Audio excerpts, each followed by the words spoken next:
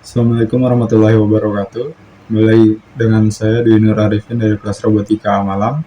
Saat ini saya akan menjelaskan mengenai web application berupa connection antara web dengan basis PHP dan database. Dimana di sini saya sudah menyiapkan sebuah web dari localhost. Kita buka. Sebelumnya saya sudah mengaktifkan pada software SAM, yaitu untuk modul Apache dan MySQL, itu untuk mengaktifkan localhost pada web browser dan juga database dengan menggunakan MySQL. Kemudian di sini untuk database yang sudah disediakan yaitu database mengenai data karyawan, dan berikut tampilan web yaitu berupa tampilan jumlah karyawan dan juga dengan data-data dirinya. Selanjutnya juga ada attendance dan ada leave request. Dan untuk concern utamanya yaitu pada bagian employees ini kita ingin menambahkan fitur, yaitu fitur berupa untuk menambahkan karyawan baru dan juga untuk menghapus data karyawan yang lama atau yang sudah resign. Nah, jadi di sini untuk programnya sudah saya buat untuk fitur tambahan, yaitu menambah karyawan baru dan juga untuk menghapus karyawan baru. Pertama, mungkin saya demokan terlebih dahulu. Misalkan di sini saya memberi nama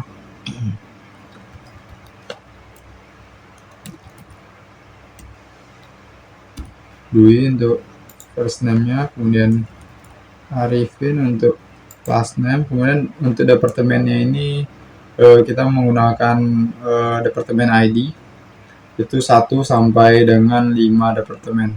Nanti saya akan jelaskan untuk departemen ID-nya. Oke, di sini saya buat 2 contohnya.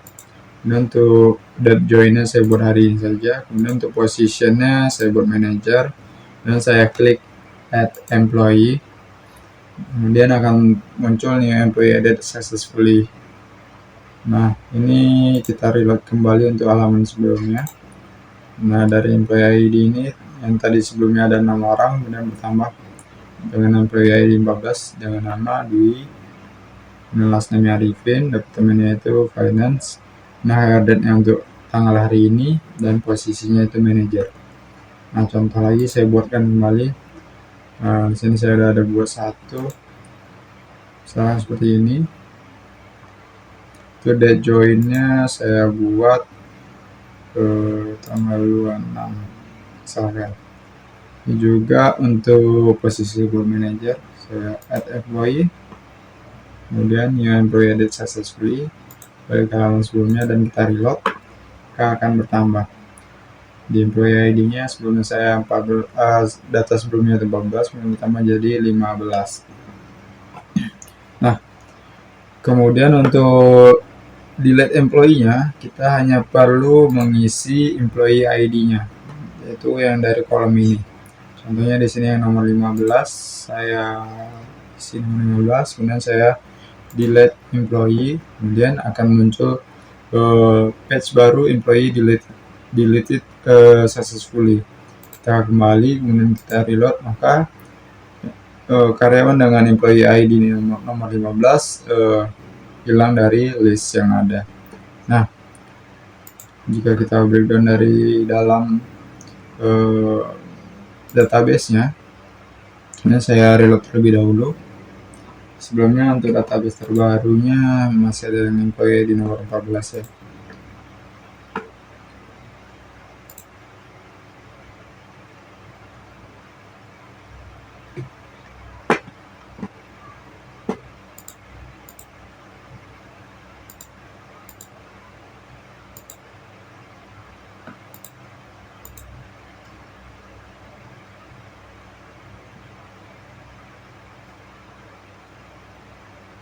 Nah, untuk sekarang dimunculkan untuk employee ID nomor 14. Itu first name-nya Dwi, last name-nya Arifin Herden untuk tanggal hari ini. Dan ini ada departemen ID. Nah, untuk departemen ID itu kenapa saya menggunakan departemen ID? Jadi di sini di perusahaan ini ada 4 departemen ID, 1, 2, 3, 4. Itu satunya untuk human research, kemudian 2 untuk finance, 3 IT, dan 4 itu sales. Nah, jadi untuk employee yang baru bergabung itu saya program hanya perlu mengisikan untuk departemen ID-nya. Jadi pada departemen apa yang sudah tersedia di perusahaan yang akan dimasukkan. Nah, kemudian untuk dari programnya sendiri, ini untuk yang program add employee. Sebelumnya di bagian tampilan webnya ini saya tambahkan untuk formnya, yaitu form untuk add employee, kemudian ada form untuk delete employee. Ini merupakan data-data yang diisi dengan berbagai macam type data inputnya. Contohnya di sini untuk first name ini inputnya berupa teks, kemudian ini untuk variabelnya, kemudian placeholdernya itu untuk tampilan yang di sini dengan label first name. Contohnya seperti itu. Kemudian inilah lengkapnya. Dan di bagian samping nanti ada button add employee. Nah, jadi pada bagian program add employee ini, pertama di sini akan dilakukan pengecekan untuk request method berupa post, dan juga dilakukan pengecekan apakah tombol add employee ini sudah di set atau sudah ditekan. Kemudian ketika hal ini terjadi, maka akan dilakukan proses pengambilan data dari berbagai variabel berikut, diambil dari variabel tadi yang ada di dalam form ini. Kemudian selanjutnya di sini ada pemerasan proses query-nya berupa penginsertan data yang baru ke dalam employees atau table employees. Jadi table yang akan dimasukkan yaitu table employees. Dapat dilihat di sini untuk table employees. Kemudian data yang dimasukkan yaitu first name, last name, department ID, hire date, dan position. Value-nya itu nanti didapatkan dari variabel yang di atas ini. Variabel yang di atas ini diambil dari form yang tadi saya tunjukkan. Nah, jika kemudian di sini untuk eksekusinya, jadi ketika koneksi dengan query-nya itu udah sukses, sudah benar, maka nanti akan echo atau menampilkan page baru yang berisi new employee added successfully, seperti yang sudah saya demokan terlebih sebelumnya. Kemudian jika tidak, maka akan muncul berupa error. Begitu juga dengan delete employee. Delete employee akan dilakukan pengecekan juga untuk request method berupa post, dan juga pengecekan terhadap tombol delete employee, tombol yang di bawah ini, jika sudah ditekan. Nah, kemudian yang terjadi adalah yang dilakukan berupa pengambilan data employee ID. Untuk delete employee hanya perlu memasukkan employee ID-nya saja. Nah, nanti akan dilakukan query-nya terhadap database yang ada.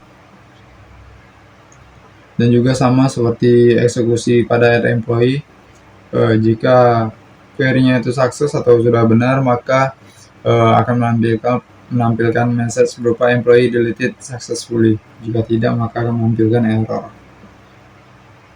Nah, untuk di bagian database-nya sendiri, jika dilihat untuk employee ID-nya ini nanti akan ketika kita isi akan terus bertambah. Setelah saya isi tadi nomor 14, kemudian saya isi kembali nomor 15. Jika saya isi lagi, maka akan pertama menjadi 16. Itu dikarenakan pada bagian